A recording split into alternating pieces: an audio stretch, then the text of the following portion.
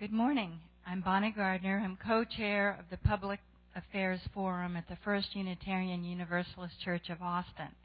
We're located at 4700 Grover Avenue. Our forums occur most Sundays, and they're free and open to the public. We encourage you to attend. And for more information on our forums, you can go to our church website at www.austinuu.org. There's a link to the Public Affairs Forum. There also are some connections to YouTube there to show you a little bit about previous forums. And now, one of our most active forum committee members, Dale Beulah, will be introducing today's speaker. Thank you, Dale. Thank you, Bonnie. Good morning, everyone. It's my pleasure today to introduce a friend and longtime co-worker, Jessica Wilson. She is the City Watershed Protection Department's education manager, and she oversees a diverse range of programs in our city, including our Grow Green program, which we've had a forum about many times, the Scoop the Poop program, Green City Challenge, Let's Can It Austin, storm sewer marking, youth education, and new initiatives such as the green stormwater infrastructure and green grow zones. She received her BA in Humanities with a focus on conservation biology, geography, and science education from the University of Texas at Austin. She's best known perhaps in Austin for her 7 years' work with Keep Austin Beautiful as their community programs manager. She loves volunteering about as much as she loves working with volunteers. I've worked with her on many projects. She enjoys long-distance running, gardening, exploring nature trails with her dogs. Some of her past challenges have included climbing Kilimanjaro. How many of us can say that?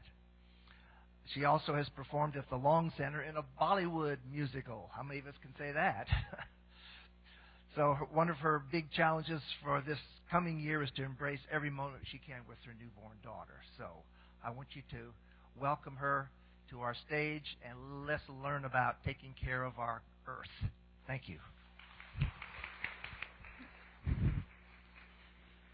Well, thank you for having me today, and as a little bit of a head nod to the sacrifice you're making by not being outside on this absolutely stunning weekend, I thought I'd show you some pictures about why I do what I do. And, you know, Austin is regularly on the top lists for absolutely everything, but I believe that what draws people and what keeps them here is access to things like these beautiful spaces. This is behind some apartment complexes. This was last winter at Bull Creek, where you have seeps forming icicles. This is one of my favorite places to relax, which is underwater at Barton Springs Pool. You can, in moments, take yourself out to the Barton Creek Greenbelt, and you do not have to be an amazing photographer to capture the beauty of Austin. This is on my cell phone, just taking my dogs for a run. And this is where we live. We live right on the edge of water. And so we're in a very unique situation where the water gives us so much, and we definitely take advantage of it. So today we're going to go over what's a watershed. I work for the Watershed Protection Department, and I'm the education manager. And one of my biggest challenges is I'm trying to educate people about how to protect something and they don't know what it is. Then we're going to talk about where we are and the issues that this watershed faces and go through some of the things that you can do here in particular, but that they apply throughout the whole city. So what's a watershed? This group, I bet you already know that. And I know all the fifth graders in town do because my team oversees youth and adult education. And if I could get adults to the same level as fifth graders, then I could go ahead and retire. When we're talking to fifth graders, one of the things that we use is a watershed model. And so normally I would go over it and use the whole thing. But you can see it's got a contoured terrain. And so we work with kids and we'll put some pollution on there. We'll put little sprinkles or some food coloring and then make it rain and see where that pollution goes. Because most of the time I ask people, well, what's a watershed? And they tell me that they're in a watershed when they're standing in the creek. So they'll be in Blunt Creek, and I say, well, what's a watershed? They say, oh, well, I'm in a watershed now. I go, well, what about when you're at school?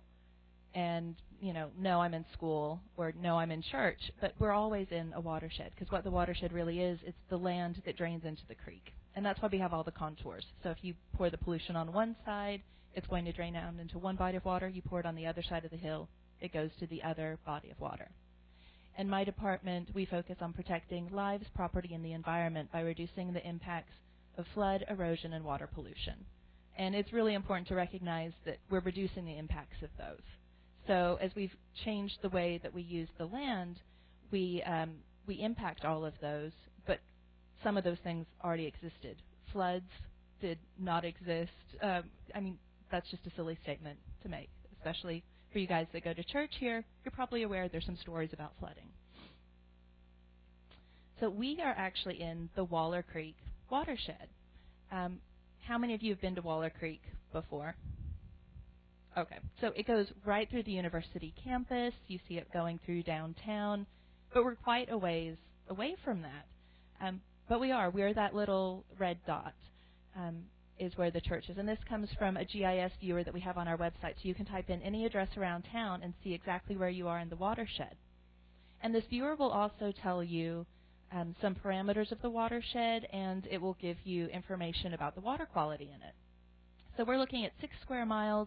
The creek is 7 miles long. We get all kinds of data. It's the joy of working with the city. We have access to an incredible wealth of information. So we know that about 50% of it is impervious cover. So we know that about half of it, we have land that can actually soak in some of the rainwater, and about half of it, that water just runs off into the creek. And we have monitoring sites. So my department does an extensive amount of monitoring, and in this watershed, we check the creek at 51st Street, 23rd, and Cesar Chavez. Now, there's so many sites around town, people think that we're there, on maybe a monthly basis or even more regularly monitoring it. But we have so many sites that we actually do it every other year. And it's very long term, and so we can see trends over time. Now, one of the things that you'll notice with any creek as you go through is the water quality gets worse the farther down the creek you go. So you get to where the creek is entering the lake, and that's some of the worst water quality typically. It doesn't mean that that's where all the pollution is happening. It's a very, very common misconception. When I worked with Keep Austin Beautiful, I used to get all the calls about litter in town, and people would call me and just complain about all the litter on the east side of the lake, and thought that people on the east side of the lake were the ones that were creating the litter problem. Well, the east side of the lake is receiving all of the trash that came from Shoal Creek at the very tip of it, so 183. That trash is going in, flying off the back of a pickup truck into the storm drain, into the creek, coming down, accumulating more and more in Shoal Creek, dumping into the lake, and then more and more is coming as the lake, which is a river, flows downstream. So you get worse water quality the further you go down. So what we know about this watershed in particular is that it has high PAHs, the pesticides and herbicides are high, bacteria levels may be a threat, there's lots of litter, there's not a whole lot of bank vegetation. In a lot of cases, there's not a lot of bank. We just have buildings right up to the side.